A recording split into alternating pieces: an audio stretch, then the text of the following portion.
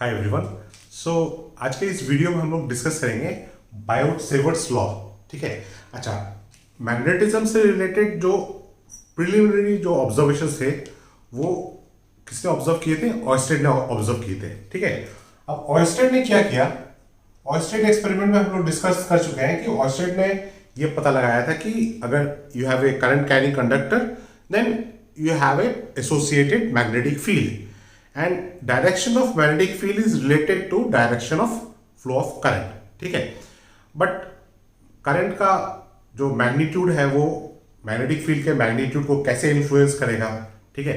फिर जो point of observation है उसका अगर distance from the current carrying conductor change करते हैं, अगर कंडक्टर करंट कैरिंग कंडक्टर है उसके पास अगर आप मैग्नेटिक फील्ड कैलकुलेट कर रहे हैं तो मैग्नेटिक फील्ड स्ट्रॉन्ग कितना होगा? ठीक है। मैग्नेटिक फील्ड का मैग्नीट्यूड कितना होगा? वो सारी चीजें ऑयस्टेड एक्सपेरिमेंट पे हमको नहीं पता चला था। ठीक है। सो ये हमको कैसे पता चला? Using Biot Savart's law. तो using Biot Savart's law we can find the magnitude of magnetic field, we can also find the direction of magnetic field. Okay, so Biot-Savart's law में क्या है कि अगर हमारे पास एक current carrying conductor, suppose this is a part of conductor और a wire जिसमें current flow कर रहा है। ठीक है। I is the current flowing in the upward direction. Okay, and यहां पे एक पॉइंट ले रहे हैं हम लोग P पॉइंट। ठीक है। P पॉइंट, इस पॉइंट पे हमको मैग्नेटिक फील्ड कैलकुलेट करना है because of this current flowing in this conductor. Okay, now what we will do, we will take one small element, okay, small element of length dl, small element of length dl. We will find the direction of magnetic field and the magnitude of magnetic field due to current flowing through this small element. ठीक है।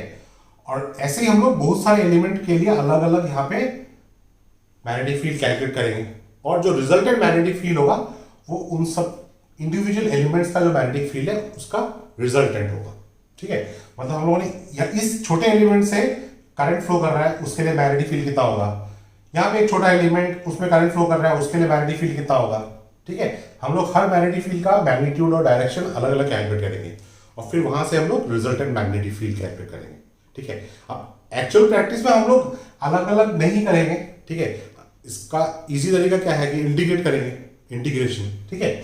But Biot-Savart's law क्या होता है कि अगर एक छोटा element है, ठीक है, इस छोटे एलिमेंट में आई करंट फ्लो कर रहा है, this is small element of length dl, I current is flowing through this element. This is point P at which we have to find the direction and the magnitude of the magnetic field.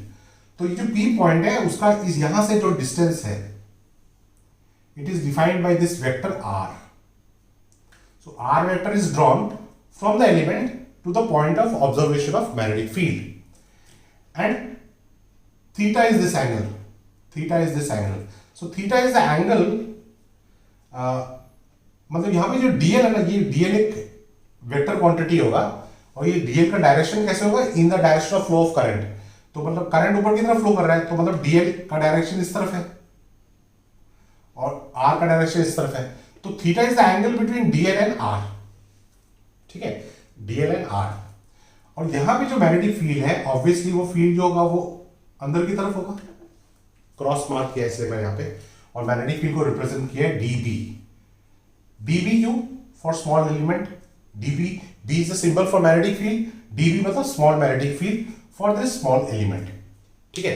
अंदर क्यों लिया? क्योंकि हम लोगों ने यहाँ पे right hand thumb rule use किया है। तो राइट हैंड थंब रूल में क्या पढ़ा था? अगर करंट ऊपर जा रहा है, ठीक है, करंट ऊपर की तरफ जा रहा है, तो if thumb is in the direction of flow of current, thumb is in the direction of flow of current, curling direction of fingers is the direction of magnetic field. तो अब मैं जब इस कंडक्टर को मैं ऐसे पकड़ रहा हूं तो thumb is in the direction of flow of current, तो मेरे फिंगर्स कैसे कर्ल हो रहे हैं?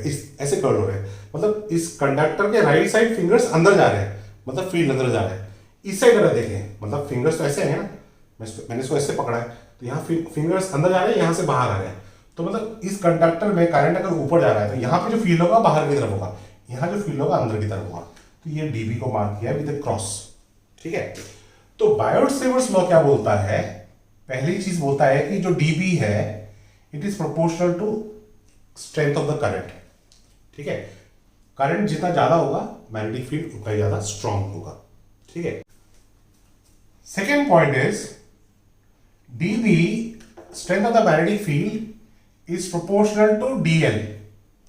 ये जो एलिमेंट है, मतलब ये एलिमेंट जितना बड़ा होगा फील्ड उतना ही ज्यादा स्ट्रांग होगा। ठीक है, third point dB is directly proportional to sin theta। dB is directly proportional to sin theta। sin theta मतलब theta is this angle between dl and r। और dl का डायरेक्शन कैसे होगा? in the direction of flow of current। ठीक है, dl का अपना कुछ डायरेक्शन नहीं है, dl डायरेक्शन किससे लेगा? in the direction of flow of current। Current ऊपर फ्लो कर रहा है, dl वेक्टर ऊपर की तरफ होगा। करंट नीचे फ्लो कर रहा है, dl वेक्टर नीचे की तरफ होगा। तो dl वेक्टर और r के बीच में, वेक्टर r के बीच में जो एंगल है वो थीटा है। तो dB is proportional to, directly proportional to sine theta. ठीक है, और देखिए यहां पे dB का डायरेक्शन क्या है? अंदर की तरफ है, मतलब dB is perpendicular to the plane containing dl and r। dB is perpendicular to the plane containing dl and r। This is one important observation, क्योंकि dl इस प्लेन में है, r भी इसी प्लेन में है, और dB परपेंडिकुलर प्लेन में है, इस प्लेन में है। ठीक है, perpendicular to plane board, directed inward. Fourth feature है dB is inversely proportional to r square. dB is inversely proportional to r square, मतलब ये जितना दूर जाएंगे मैग्नेटिक फील्ड का वैल्यू उतना ही डिक्रीज होगा। ठीक है, तो अगर इन सारे कंडीशंस को हम लोग कंबाइन करें तो we get dB proportional to ideal sin theta by r square. ideal sin theta by r square. तो अगर इस प्रोपोर्शनलिटी सिंबल को रिमूव करते हैं तो हमारे पास एक कांस्टेंट आता है, that is mu naught by 4 pi ideal sin theta by r square. तो अगर ये फ्री स्पेस है, तो ये जो म्यू नॉट है, this is called permeability of free space. Permeability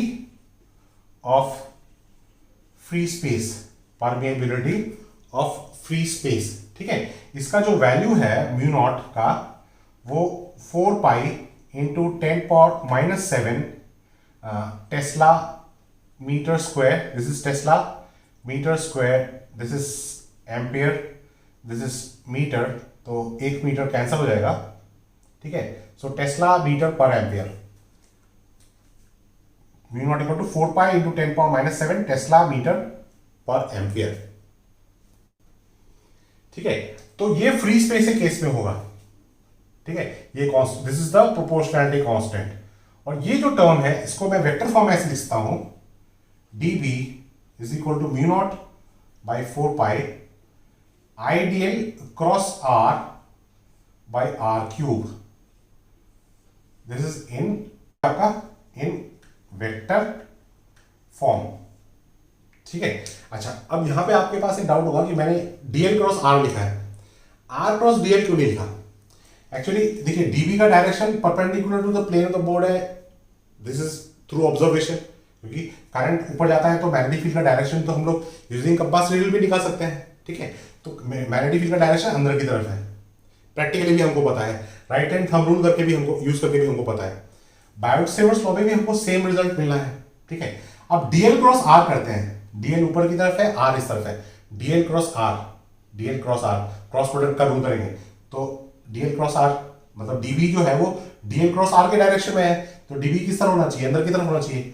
r cross dl करते हैं तो बाहर की तरफ होगा, मैग्नेटिक फील्ड किस तरफ है? अंदर की तरफ है, इसलिए हम लोगों ने लिखा है ideal क्रॉस r।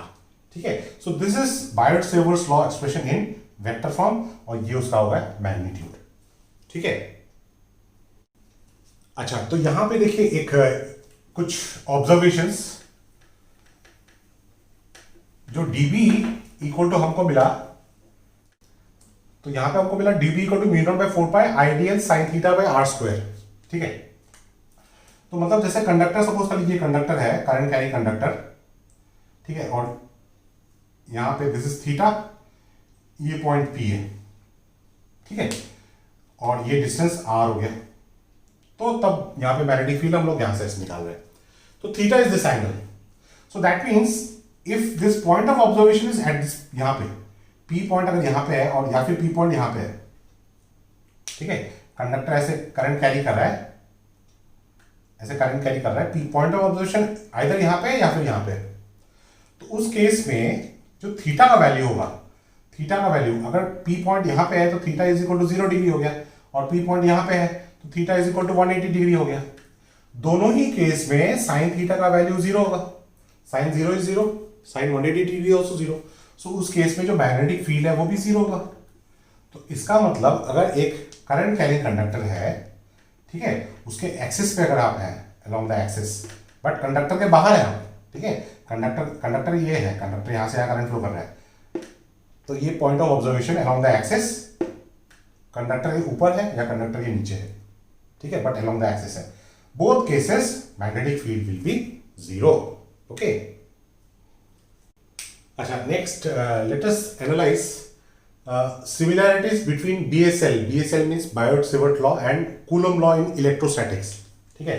तो ये जो Coulomb's law है ये in electrostatics, तो देखिए Biot-Savart law का जो हमें एक्सप्रेशन मिला है वो dB equal to mu naught by 4 pi ideal sine theta by R square. तो आर जो है that is the point of observation of magnetic field from the current element, मतलब जहां से जिस एलिमेंट से करंट फ्लो कर रहा है। और इलेक्ट्रिक फील्ड का जो एक्सप्रेशन था वो था E is equal to 1/4 pi epsilon naught Q by R square, मतलब पॉइंट चार्ज के लिए R is the distance from the point charge.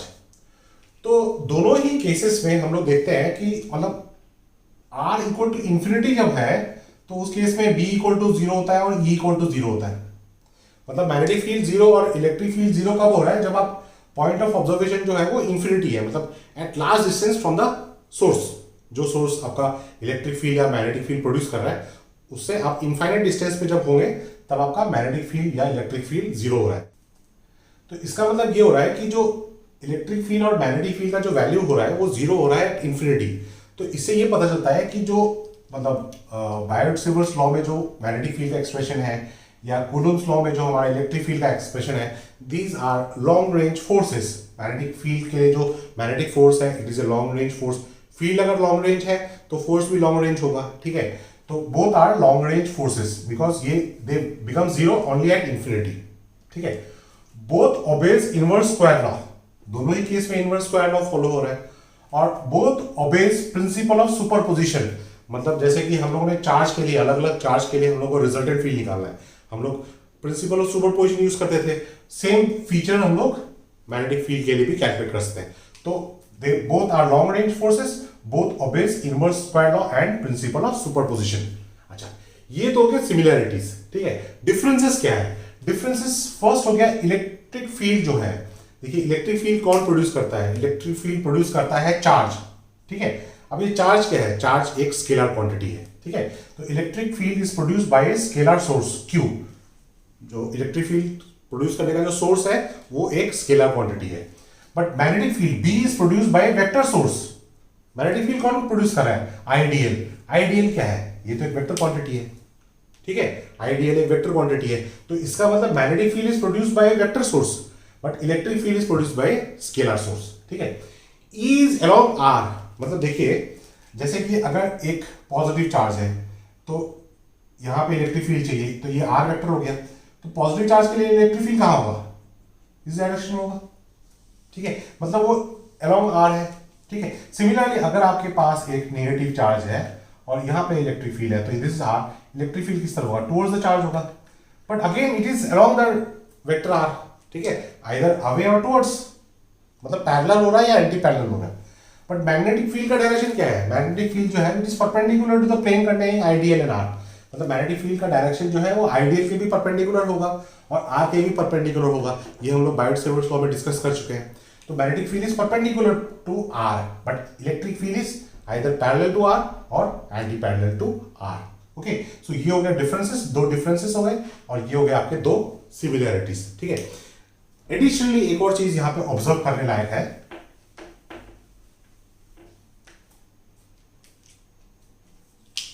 देखिए जो क्वांटिटी है epsilon not into mu naught, ठीक है। अब एप्सिलॉन नॉट जो है अगर मैं यहां पे 4 पाई से मल्टीप्लाई करता हूं और 4 पाई से डिवाइड करता हूं, मतलब यहां पे मैंने क्या किया है, 4 पाई से मल्टीप्लाई किया है, 4 पाई से डिवाइड किया है, ठीक है। तो ये जो क्वांटिटी है 1/4 पाई एप्सिलॉन नॉट, इसका वैल्यू होता है 9 इंटू 10 पावर 9, ठीक है। तो 4 पाई एप्सिलॉन नॉट का वैल्यू कितना हो जाएगा, 1/9 इंटू 10 पावर 9, और म्यू नॉट बाई 4 पाई का वैल्यू कितना है, 10 पावर -7। तो ये हो गया 1/9 into 10 power 16, so that is 1/3 into 10 power 8 इसका स्क्वायर, ठीक है। ये 3 इंटू 10 पावर 8 क्या होता है, c होता है, velocity of light in vacuum, है कि नहीं। तो इसका मतलब ये जो क्वांटिटी है इसको मैं c स्क्वायर लिख सकता हूं, तो इसका मतलब c क्या हो जाएगा, c हो जाएगा स्क्वायर 1/√ऑफ mu naught epsilon naught, c is equal to 1/√ऑफ म्यू नॉट एप्सिलॉन नॉट, ठीक है। Permeability of free space into permittivity of free space. So next अभी देखते हैं कि how to use this Biot Savart law to find the strength of magnetic field for a current carrying conductor of finite length, मतलब current flow कर रहा है in straight conductor from B to ए, ठीक है। इस पार्ट में मतलब इसके ऊपर भी कंडक्टर है, ठीक है, बट इस कंडक्टर का जो पार्ट है फ्रॉम बी टू ए, उस पार्ट में जो करंट फ्लो कर रहा है उसकी वजह से पी पॉइंट में मैग्नेटिक फील्ड कितना होगा वो हमको कैलकुलेट करना है यूजिंग बायोट-सेवर्ट लॉ, ठीक है। तो यहां पे हम लोगों ने क्या किया है, देखिए यहां पे एक स्मॉल एलिमेंट लिया है dy, ठीक है।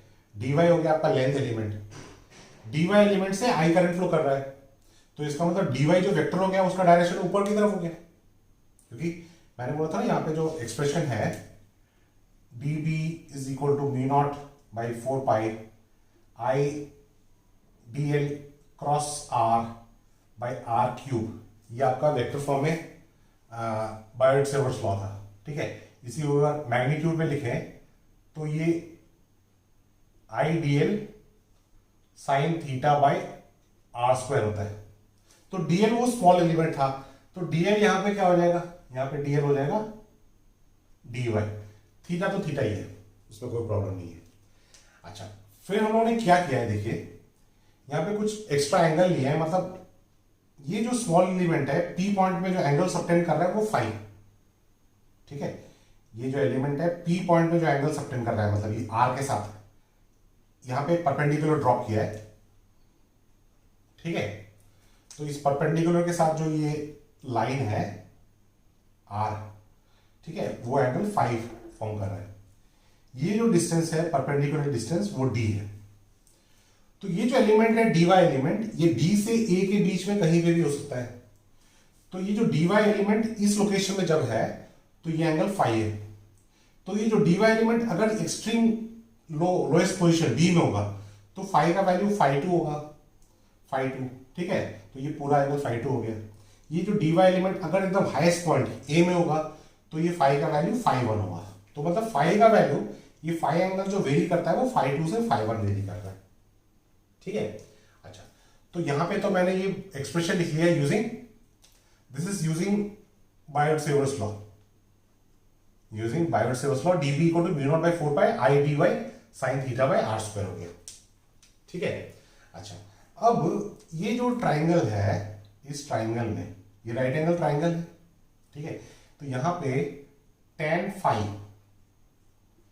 tan phi is equal to perpendicular by base, so that is y by D, ठीक है, y बाई डी। तो y इक्वल टू हो गया d tan phi, y equal to d tan phi। अब देखिए यहां पे एक चीज, ये जो एलिमेंट है ना, ये छोटा एलिमेंट लिया है, ये तो मैंने आर्बिट्री किसी भी पोजीशन में ले सकते हैं, ठीक है। तो इसका मतलब अगर मैं इसका पोजीशन नीचे ले आऊं तो ये y वैल्यू चेंज होगा, ठीक है। y वैल्यू अगर चेंज होगा तो ये फाई चेंज होगा, है कि नहीं।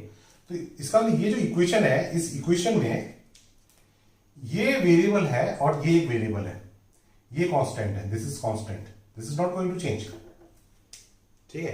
तो अगर यहां पे हम लोग इस इक्वेशन में चेंज को मेजर करते हैं, मतलब इसको डिफरेंशिएट करते हैं, तो ये क्या हो जाएगा, dy is equal to D tan five क्या हो जाएगा, sec square five D five.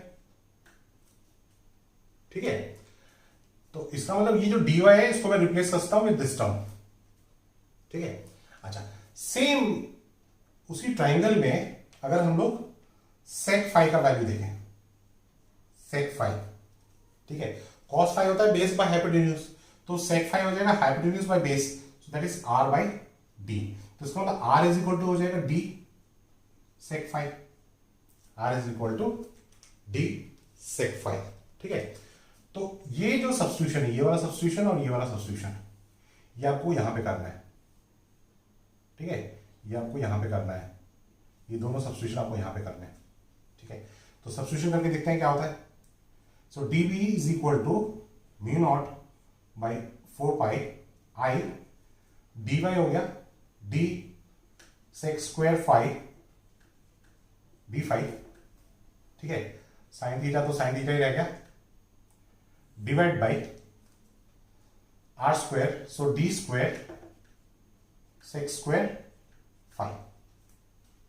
ठीक है, तो सेक स्क्वायर फाइव टर्म आपका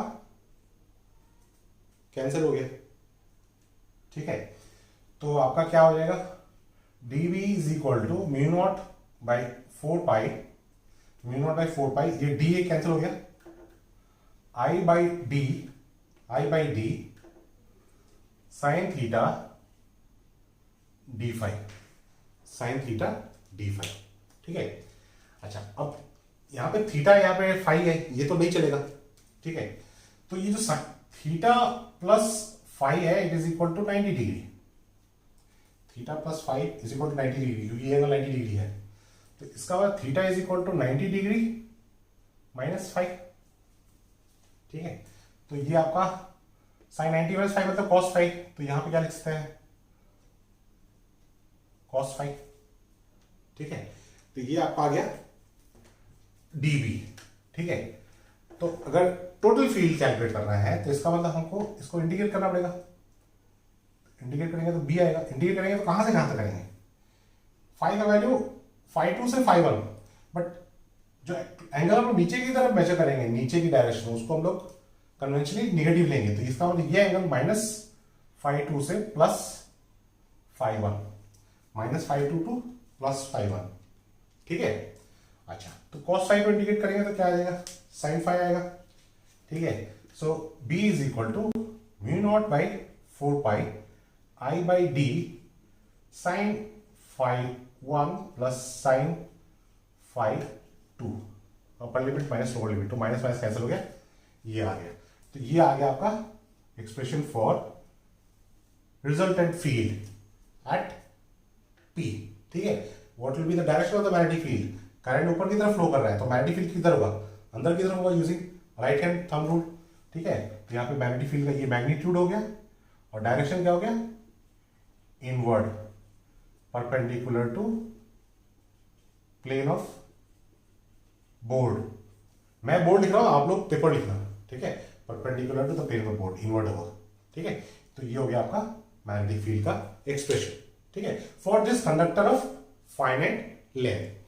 अब अगर कुछ स्पेशल केसेस देखते हैं कि अगर ये कंडक्टर ऑफ इनफाइनाइट लेंथ है, अब देखिए अगर मैं इसका लेंथ इंक्रीज करते जाऊं, इसका लेंथ इंक्रीज करते जाऊं, तो ये 5 1 का वैल्यू बढ़ता जाएगा। ठीक है, नीचे भी ये बढ़ता जाएगा 5 2 का वैल्यू। तो अगर कंडक्टर ऑफ इनफाइनाइट लेंथ है तो 5 1 5 2 का वैल्यू कितना हो जाएगा, 90 degree. So for conductor of infinite length, infinite length 5 1 is equal to 90 degree, 5 2 is equal to 90 degree. अब यहां पे आपको एंगल नीचे का एंगल निगेटिव नहीं लेना है, क्योंकि इंटीग्रेशन करते समय ऑलरेडी हम लोग नीचे वाला एंगल निगेटिव ले चुके हैं, तो यहाँ पे आपको पॉजिटिव ही लेना है। ठीक है, तो यहाँ पे साइन 90 प्लस साइन 90 1 प्लस 1 2 हो जाएगा, तो b इक्वल टू कितना हो जाएगा, b equal to mu naught by 4 pi I by D 1 plus 1 2, so twice I by D. आप ऐसे लिख सकते हैं, या फिर आप लिख सकते हैं b equal to mu naught I by twice pi D. ठीक है, टू टू कैंसिल हो गया, इधर ऐसे लिख सकते हैं या फिर ऐसे लिख सकते हैं, ठीक है। ऐसे लिखने में कैलकुलेशन करने में इजी होता है क्योंकि ये जो क्वांटिटी है दिस इज 10 पावर -7, तो न्यूमेरिकल्स करते समय ये थोड़ा इजी पड़ जाएगा, ठीक है। अदरवाइज आप ऐसे भी लिख सकते हैं, ठीक है, mu naught I by twice pi D या फिर mu naught by 4 pi twice I by D. So this is expression for magnetic field due to a conductor of infinite length. अगर सेमी इनफाइनाइट हो गया, ठीक है, उस case में क्या होगा? सेमी इनफाइनाइट का मतलब क्या है कि ये कंडक्टर है, यहां पे ये इंफिनिटी आई करंट यहां से स्टार्टिंग पॉइंट है और पी पॉइंट यहां पे है एंड ये डिस्टेंस है डी, ठीक है। सो ऑब्वियसली इस केस में क्या हो जाएगा कि ऊपर वाला एंगल जो है, अगर ऊपर वाला एंगल φ1 ले रहे हैं तो एक एंगल तो आपका ऊपर वाला एंगल सपोज कर लिए φ1 है, तो φ1 इज इक्वल टू हो जाएगा आपका 90 डिग्री और φ2 इज इक्वल टू हो जाएगा 0 क्योंकि ये पॉइंट यहाँ पे है, ठीक है। तो यहाँ पे एक टर्म 0 हो गया, तो b इक्वल टू कितना हो जाएगा mu naught by 4 pi I by D. तो this is for this kind of arrangement, this called semi infinite wire, semi infinite wire.